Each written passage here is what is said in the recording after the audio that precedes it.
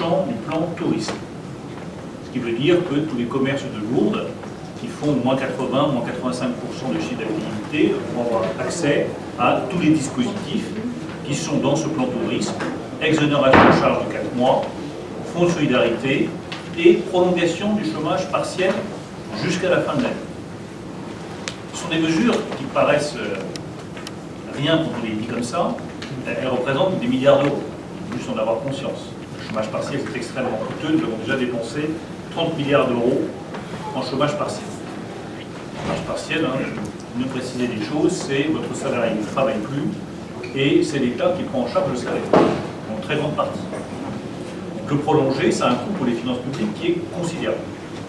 Ça, c'est le premier point de la méthode que nous proposons. Continuer le soutien à Lourdes, aux commerçants de Lourdes, à l'activité touristique de Lourdes, tant que ce sera nécessaire.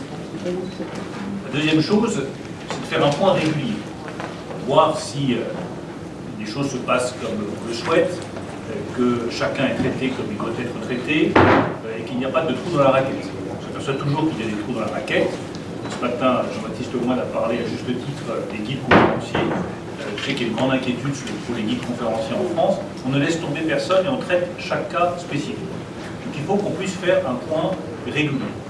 Et je souhaite qu'on fasse un point au moins d'ici la fin de l'année.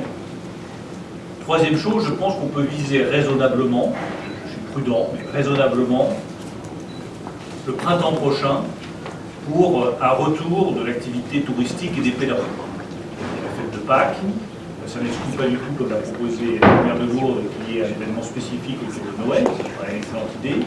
Mais pour la reprise de l'activité à un rythme régulier, il me semble que l'horizon de temps, je parle sous votre contrôle, ce n'est pas avant le printemps prochain. Je vous le dis avec toute la prudence nécessaire, parce que tout ça dépendra beaucoup aussi de l'évolution de l'épidémie.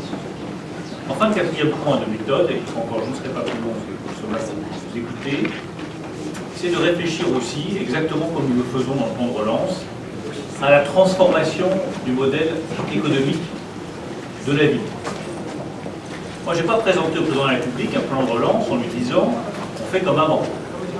Je pense qu'il devrait retoquer, à juste titre. Je lui ai dit au contraire, nous allons utiliser ce plan de relance pour accélérer les transformations qui, de toute façon, devenaient indispensables dans notre pays.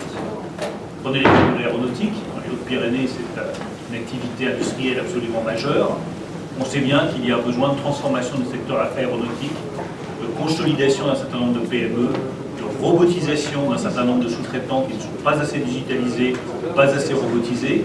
Là, ce qu'on a mis sur pied pour l'aéronautique, c'est pas on vous soutient et vous restez comme avant, ça sert à rien. C'est on vous soutient et vous en profitez pour vous transformer et être meilleur après. Et c'est comme ça que la France sortira plus forte de la crise. C'est pas en se disant on va continuer à financer le pétrole, les énergies fossiles et à faire comme avant, en se disant au contraire, on va transformer notre modèle économique pour qu'il soit plus efficace, plus juste et plus respectueux de l'environnement. Et je pense que cette réflexion doit aussi s'appliquer à la vie de Lourdes et à l'activité économique. Voilà, je ne suis pas plus long. En tout cas, merci de votre accueil. On va prendre un peu plus de temps. J'espère que vous n'avez pas tous les déjeuners à 13h. Je pense qu'on dépassera l'horaire, mais je pense que c'est important qu'on ait cette discussion entre nous.